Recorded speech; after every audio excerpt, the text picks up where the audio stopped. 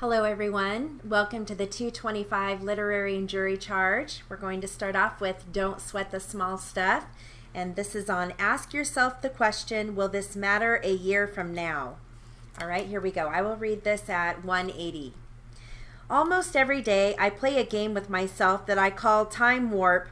I made it up in response to my consistent, erroneous belief that I was all worked up about, or what I was all worked up about, was really important. To play Time Warp, all you have to do is imagine that whatever circumstance you are dealing with isn't happening right now, but a year from now. Then simply ask yourself, is this situation really as important as I'm making it out to be? Once in a great while it may be, but a vast majority of the time it simply isn't.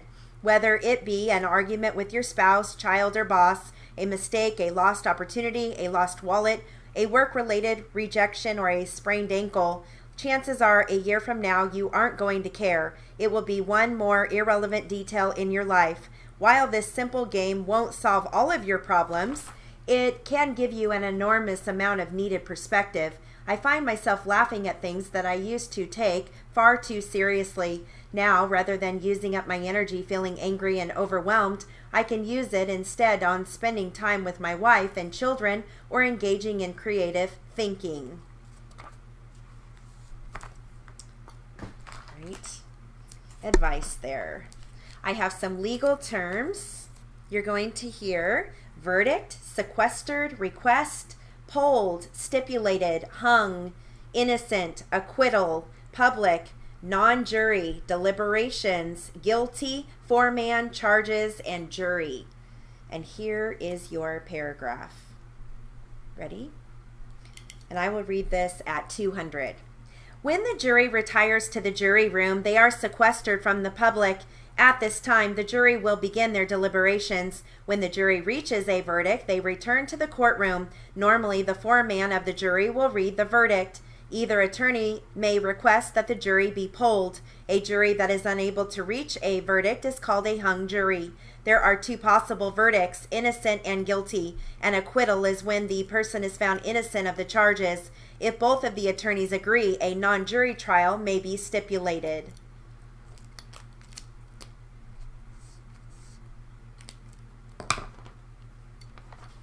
Right. I've got some material. Literary material on property.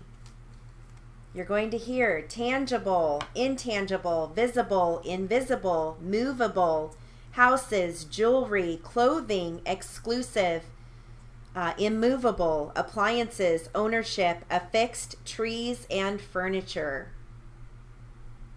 Here we go. And I will read this at 180. Ready? Property is the right and interest in which one has in anything that is subject to ownership. Property may be tangible or intangible, visible or invisible, movable or immovable. Any person possessing property normally has the right to possess, use, enjoy, and dispose of it. A right to property is not always exclusive, but may be held by more than one person. Property is classified in terms of the nature of the property interest as real or personal. Real property is normally land and all things affixed to it. Generally, real property is tangible, immovable, and visible. Real property may include land, houses, trees, and buildings. Personal property is generally defined as movables. Personal property is sometimes defined as all things that are not classified as real property. Personal property may include the following items: clothing, automobiles, jewelry, furniture, and appliances. Intangible property includes goodwill, aesthetic value, and in some cases works of art and music. In most instances, intangible value is subjective value. All right, moving into some jury charge. The subject here is negligence, which I write that as NEJS, or I heard some people like to do NEGS. All right, here we go. Ready? And I'm going to read this at 200. Here we go. One of the questions you have to decide in this case is whether or not the defendant exercised that degree of care that is to be expected from a person of ordinary prudence Under the same or similar circumstances, the proprietor of a store or similar place of business owes it to his customers to keep the premises reasonably safe. I think the evidence shows that the defendant exercised ordinary care in the lighting of the stairway and the basement, that both were well lighted, and the plaintiff descended the stairs, and the steps were clearly visible to any person of ordinary eyesight descending the stairway and the 2 steps from the platform. The plaintiff reached the platform at the foot of the first flight of stairs in safety. There were 2 steps left before reaching the floor. Ordinarily, a flight of 2 steps does not require a handrail, but the plaintiff claims that she thought she had reached the floor and fell as she stepped off the platform. There is no claim of any defect in this stairway unless it be the lack of a handrail. The lights were on and the remaining steps were well lighted. Negligence is the gist of this action, and the burden of proving negligence on defendant's part rests upon the plaintiff to prove by a preponderance of the evidence that the defendant was negligent in the manner claimed of by the plaintiff, and that such negligence was the proximate cause of the accident and the injury sustained. By proximate cause is meant the direct or immediate cause of the accident. The plaintiff, like the defendant, was required to exercise ordinary care under the circumstances, and if the plaintiff herself was guilty of negligence, which was a substantial factor or material element in causing the accident, then the plaintiff cannot recover in this case. The burden of proof rests upon the defendant to prove by the preponderance of the evidence that the plaintiff was negligent and that her negligence caused or contributed to cause the accident. If the defendant was negligent, then his negligence consisted of failing to warn the plaintiff of the remaining 2 steps after reaching the platform, or in failing to have a continuous handrail, as so to include the 2 lower steps. But no one has the right to proceed blindly, unmindful of his or her surroundings. Each of us must exercise ordinary care for our own safety. It is for you to say whether or not the defendant was negligent in not warning the plaintiff of the 2 remaining steps, or in failing to extend the handrail to the floor. You have the right to consider plaintiff's age and physical condition in passing upon that question. Did the clerk who went down these stairs with her know of any infirmity on her part? You will also consider whether the plaintiff herself was negligent and whether her negligence caused or substantially contributed to cause the accident. It is for you to say which of them was negligent or whether both of them were negligent. If you find under the rules given you that the accident was caused by the sole negligence of the defendant or his agent, then your verdict will be for the plaintiff for the full amount of the damages sustained by her. If you find under the rules given you that the accident was caused by the combined negligence of the plaintiff herself and the defendant or his agent or servant, and that the negligence of each was a substantial factor or a material element in causing the accident, or if you find that the accident was caused by the sole negligence of the plaintiff and that the defendant was not negligent, or that his negligence was not a substantial factor or material element in causing the accident, then in either case you will find a verdict for the defendant, no cause of action. That is to say, the plaintiff can only recover in the case in this accident, and that accident was caused by the sole negligence of the defendant or his saleswoman. All right. I have an article here. This is someone for everyone, or something for everyone. How shall they hear? All right. Here we go. Have you ever thought of honoring the people you provide cart or captioning for on a Sunday morning and letting them know how special they are to you and to your church? And while you are doing so, why not give the congregation a hint of what it would be like to have hearing loss? On a very special Sunday morning on October 14, 2007, in the 2 morning services, our church honored the people we captioned for, and in doing so, brought to the attention of the congregation how difficult it truly is for people with a hearing loss. The church service that morning started out pretty much in the usual way. Then after the worship songs, our pastor began explaining to everyone how this particular Sunday morning we were going to transition from our well-known hearing world into a world that most of us did not know very much about. A video began playing as we heard Pastor Dan say, "Catch this video. What is it like to be in a deaf or hard of hearing world?" Let me back up just a bit. In the weeks leading to this church service, Martin Gardner, our technician or technical person, with the help of John Ford, one of the people we captioned for, put together a video clip that was short and to the point, and what an effect it had. When we first thought about how to make the clip, we decided to use a song. And as we wondered about which song, we thought back to the previous Easter play our church had put on, Eyes of Faith. Then, Father Mark Curtis, also known as Canada's singing priest, had sung a song, You Thought of Us. As we thought about us, we realized the song would be perfect, so we got Father Mark's permission and blessing, and by editing parts of the song, we were able to convey a very meaningful message in 2 minutes. Once we chose the song, we then needed to figure out the audio. So we consulted with John Courtwright, who was a profound hearing and has profound hearing loss and is considered deaf, and his wife Kathy, who has a medium hearing loss and is considered hard of hearing. We asked for their advice because we really had no clue as to how the clip should sound. For years, John and Kathy have wanted to put together a video that demonstrates hearing loss. They very patiently explained that the goal of the video was so that the audience can hear the sound but not understand many or any of the words. They told us that it is usually very difficult to enable people to understand what a person with hearing loss actually hears. When making the video, you don't ever want complete silence because that is not really what deafness is like, says John. He says that so many people think that by simply turning up the volume, a person with hearing loss will hear what is being said. Sometimes yes, but most of the time turning up the volume does not help. Kathy told us that deafness is similar to hearing a little something. Perhaps you can identify whether the speaker is male or female, but you just can't for the life of you figure out what is being said.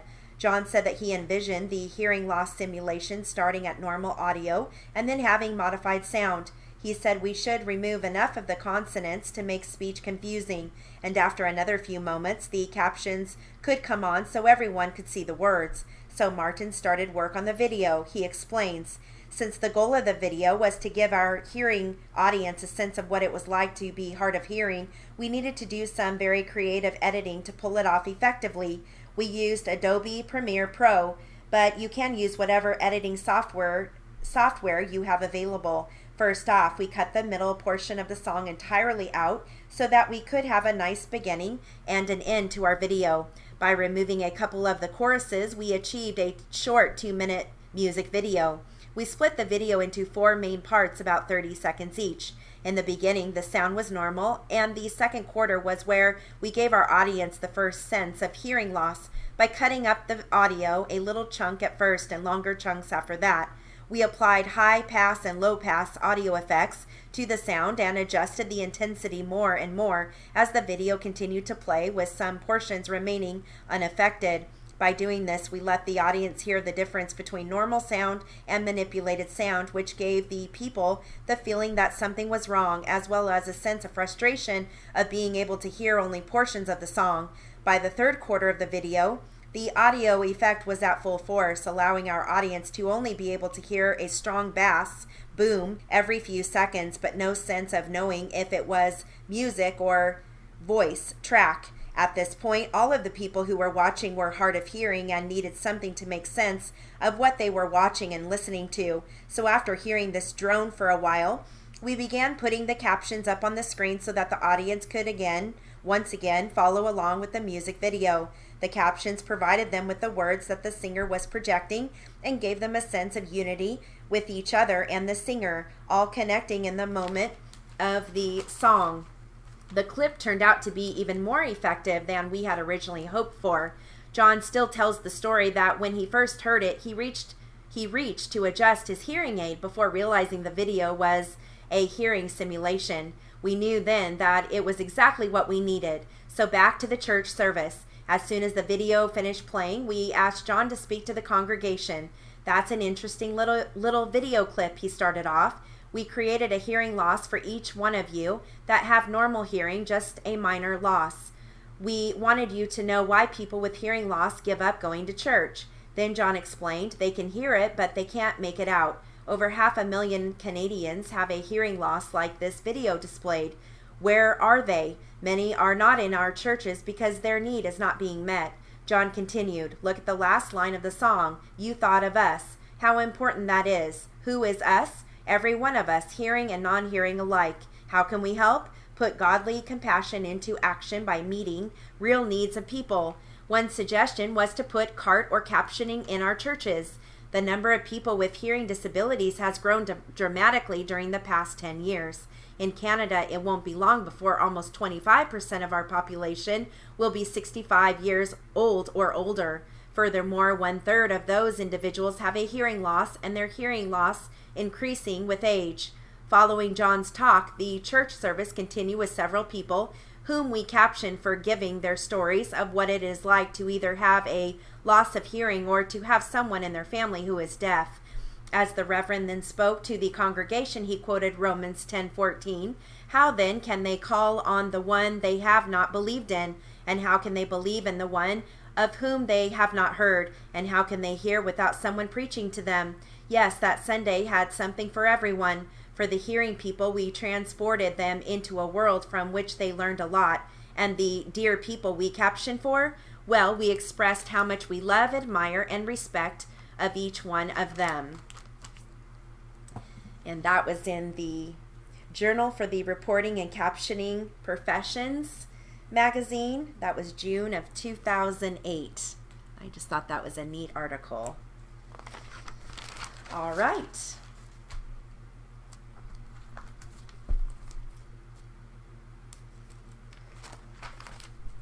I've got some Latin and Spanish words along with the paragraph. Okay, so you're going to hear prima facie, stare decisis, sui generis, and incommunicado. All right, here we go. Ready? Prima facie means at first view or at first glance. Prima facie evidence is sufficient to prove a fact or establish a fact unless evidence to the contrary is presented. Stare decisis is the decision of the court to let a precedent stand as a guideline. When a previous decision controls the decision in similar cases, stare decisis is the term applied. Sui generis means of its own kind or in a class by itself. To be sui generis is to be unique. Incommunicado means to isolate or cut off. When a prisoner is held incommunicado, all communication with others is terminated. All right. I have an article here. It's on the new Jaguar. This is on the XC20DR Sport. Lots of opportunities there to use your initials. Okay, here we go. Ready? Jaguar's first small sedan Jaguar's first small sedan in nearly a decade. The all-new XC joins its larger siblings, the XF and XJ, for 2017. There's no mistaking the family resemblance. The XC looks like a smaller version of the other two with handsome, if somewhat generic lines. Inside, the XE eschews the English drawing room decor of previous Jag sedans for a modern, uncluttered design. Backseat room is tight, but the front seats are comfortable and offer good support for sporty driving. Indeed, sporty driving is the XC's forte with any of the three engine choices: a supercharged V6, a turbocharged inline-4, or a 4-cylinder diesel. Though the diesel produces only 180 horsepower, it makes huge torque, 318 foot-pounds for quick launches, and yields an impressive 42 miles per gallon on the highway. Moreover, diesel fuel is now less costly than the premium gas required by the other engines. The diesel's downside is that an anti-pollution additive must be replenished every 6,000 miles. A lightweight aluminum body shell and near 50-50 fore-aft weight distribution make the little Jag tossable and well balanced on a twisty road. The steering effort is light, but has a natural feel. When fully optioned with the V6 and all-wheel drive, the XC's price can reach an eye-watering $60 large, though the RWD base model is a reasonable $37,395. All XCs come with an especially generous 5-year or 60,000-mile bumper-to-bumper warranty that includes free scheduled maintenance. All right, we have time for just one more.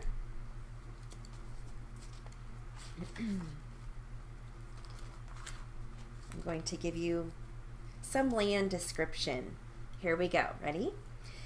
A certain lot or parcel of land situated partly in Henderson and partly in Waterbury and on the southwesterly side of the road leading from South Waterbury to Portland, described as follows, beginning on said road, at land now or formerly of Ralph E. Martin, fenced southeasterly by said road, the land of the Free Will Baptist Society, then southeasterly by said society land by a road leading to Shaker Village, then southerly to said road to land now or formerly owned by Henry Watkins, thence northeasterly or northwesterly by said Atkins land and the land of Edward Roberts to a corner, thence southwesterly and to the said Roberts land to a corner marked by a spotted tree, thence northwesterly by said Roberts land to a stone post, thence northwesterly to said Roberts land to a corner marked by a spotted tree, thence northeasterly to land now owned by Ralphie Martin to the first main road, and the point of beginning and being the Bradwell farm as called, and the Randall lot as called, containing 110 acres,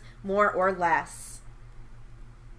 All right, and that concludes our literary and jury charge for the 225 class.